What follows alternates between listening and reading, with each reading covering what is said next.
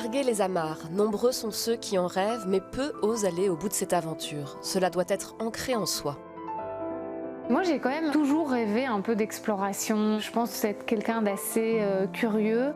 Il faut aussi, parfois, être poussé par son partenaire pour se lancer dans une traversée de l'Atlantique à la voile, avec des enfants en bas âge, alors qu'on n'a jamais navigué de sa vie. Il y a eu beaucoup de premières fois en fait. Nous, on est partis, mon Benjamin se sentait en confiance quand on est parti, mais on a découvert tous les problèmes techniques et toutes les avaries. Pendant 1 an et demi, Marine et sa famille ont quitté les rues bruxelloises pour les travées de leur catamaran. De quoi réaliser de belles cartes postales, mais pas uniquement. Je savais que ça allait être dur. Je savais que le plus difficile, ça allait être les enfants. Cette aventure, Marine Hubert l'a filmée sans relâche pour raconter son périple, leur périple, et comment cela les a transformés. Parce que l'océan, c'est une histoire de marine. Merci à vous tous, vous l'avez remarqué, c'est un au revoir particulier que je vous adresse ce soir puisque je m'éloigne quelque temps de BX1 pour vivre une aventure familiale. En juin 2020, Marine Hubert quittait les studios de BX1 pour se lancer dans une grande aventure. Depuis, les valises ont été posées aux Antilles, à Saint-Martin, mais aujourd'hui, c'est un retour aux sources pour finaliser le documentaire d'une vie. Ça fait plaisir de revenir. Bonjour, c'est Marine.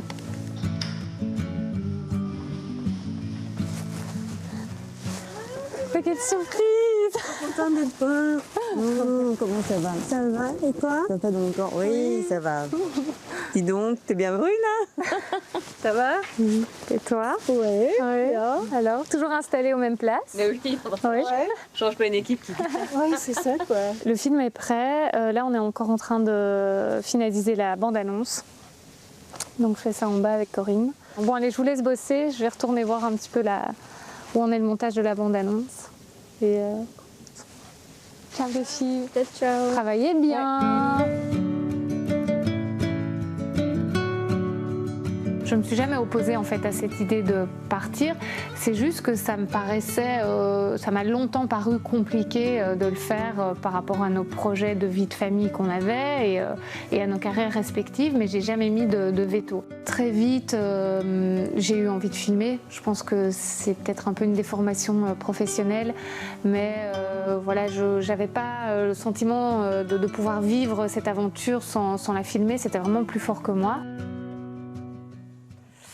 Tac, tac, tac. Yes. Ça va? Ça se passe? Ça va. Je voulais juste avoir ton avis sur la dernière voix qu'on va mettre pour la bande-annonce. Ouais. Je pense que nous avons réussi parce que nous avons eu l'audace du poids. Ok, là elle fait combien la bande-annonce pour l'instant? Une 26. Là on est vraiment dans l'aspect vraiment post-production. Le gros du travail est fait, le film est fini, donc non, tout ça est derrière nous, heureusement. J'ai tout tourné à l'iPhone et à la GoPro. Du coup, là aussi, je me demandais comment on allait faire pour le son et j'avais beaucoup d'appréhension là-dessus. Mais là, encore une fois, j'ai été entourée vraiment de professionnels qui ont mis aussi beaucoup de temps et de cœur pour que le rendu soit tel qu'il est. Et je pense qu'on est quand même arrivé à quelque chose de plutôt bien.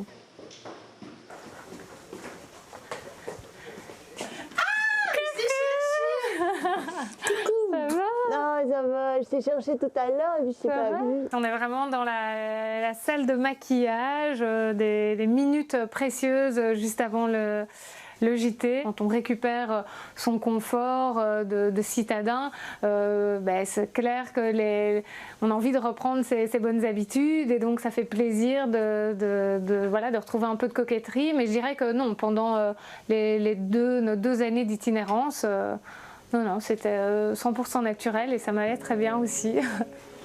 Voilà, ça c'était un peu mon bureau pendant pendant 10 ans quand même. Ouais.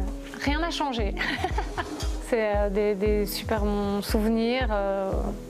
Voilà, non, c'est particulier, mais comme je disais, il n'y a rien qui a changé. Je me sens un peu comme à la maison ici. Hein. C'est une chaîne vraiment à taille familiale et dans laquelle j'ai grandi en fait. Hein. Moi, je suis arrivée à 25 ans jusqu'à 35 ans.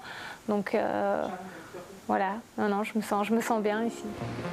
En préparant le routage de la transatlantique, Benjamin a repéré les rochers de Sao Pedro et Sao Paulo.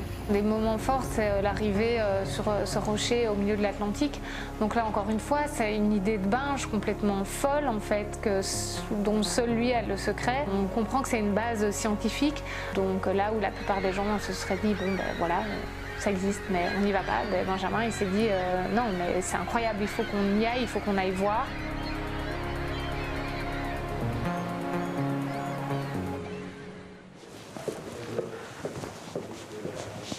Salut! Bonjour. Ça va, Alexandre? Très bien. Salut Pierre-Yves. Ça va, ça va. On se voit en chair et en os. En chair et en os. C'est génial, ça doit te changer un peu du climat tropique Oui. gentil de Saint-Martin. Oui, mais écoute, je suis pas venue pour la météo, donc... Non. T'es venu pourquoi alors?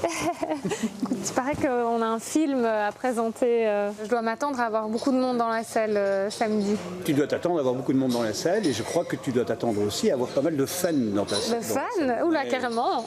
Des gens qui viennent, je pense, spécialement pour toi, ou en tout cas spécialement pour ton film. Je suis impatiente, mais c'est vrai que c'est un moment quand même pour moi symbolique, quoi. C'est quand même presque comme un troisième accouchement, ce film. J'ai voulu faire quelque chose d'assez personnel parce que en fait je voyais pas comment faire autrement, je voyais pas comment parler de cette aventure, de ces 2 ans de voyage sans me raconter vraiment intérieurement. Pour être vraiment franc, c'est pas la première fois qu'on reçoit ce genre de film. C'est-à-dire que bon, des familles qui traversent l'Atlantique, il y en a déjà eu quelques-unes, mais en même temps, elles ne sont pas légion. Et dans ton film, il y a au moins 2 choses qui nous intéressent vraiment. C'est que, premièrement, il est techniquement très bien monté. Il est très bien sonorisé, les images sont superbes. Et puis alors, ce qu'on sait aussi, c'est qu'un bon film, c'est d'abord un film qui raconte une belle histoire. Et là, évidemment, on n'est pas déçu.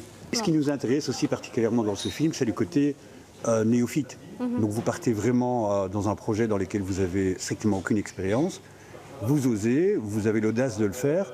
Et vous, pour finir, vous racontez une histoire extraordinaire. Et c'est un peu l'objectif aussi de notre festival, c'est de montrer quelque part que c'est possible de faire des choses, même si au départ on croit que c'est impossible.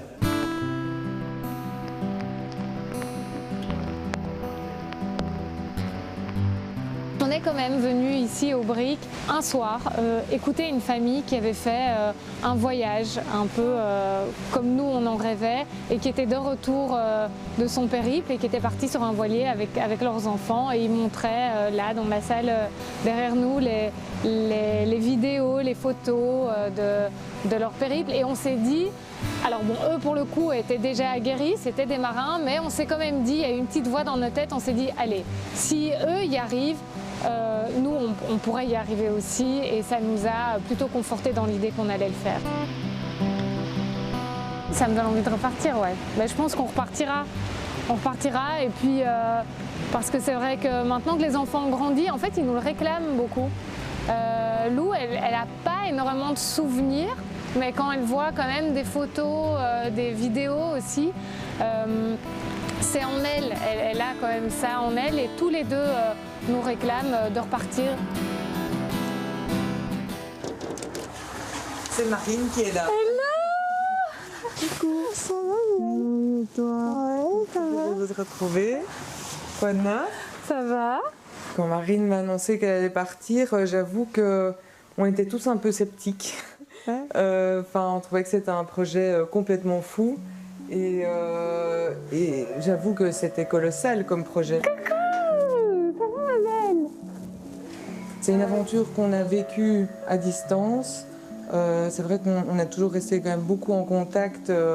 Et Marine nous expliquait beaucoup comment ça se passait sur place et tout. Mais le fait de le voir en image, j'avoue que je suis très très impatiente. Coucou mon amour. Coucou. Ça va? Ouais, ça va et toi? Ça va. T'es dans ton lit? Ouais. Ok. Comment ça se passe? Vous en êtes où là? Depuis hier soir, il y a rempli de vent. Ok. On est en moteur. Ouais. Ah là, il fait super beau. Mais c'est bien la pétole là. Cette moustache, on en parle ou pas? Elle va rester encore longtemps. Ouais, ça fait un peu d'effet. Elle me fait énormément d'effets, ouais. Un peu trop. J- combien là, avant nos retrouvailles? 13 fois dodo, je crois. Ça se rapproche, doucement mais sûrement. Allez. Bisous mon amour. Bisous, bisous tout le monde. Ciao. Ciao, ciao, bisous, faites attention à vous. C'est clair que ça donne envie de voir la mer comme ça, le soleil. Mais en même temps, je suis contente pour Benjamin. Il vit cette expérience avec 6 copains. Donc c'est un équipage 100% masculin. On n'a pas fait les fous, c'est-à-dire qu'on n'a pas fait de course. Je veux dire, ce qu'on a fait, c'est nullement comparable avec le Vendée Globe qui se déroule actuellement. Enfin, je veux dire, on joue même pas un quart de seconde dans la même cour. Vous n'êtes pas fière de vous quand même? Fière, oui, quand même. Oui, je suis fière, mais après. Voilà, c'est une petite performance, mais je pense qu'il faut quand même rester les pieds sur terre. Et il y a des gens qui font des exploits sportifs et des choses qui sont quand même vachement plus grandes.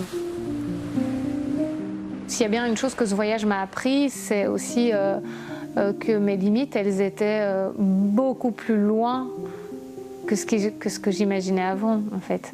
Je dirais que je me sens plus forte sur Terre.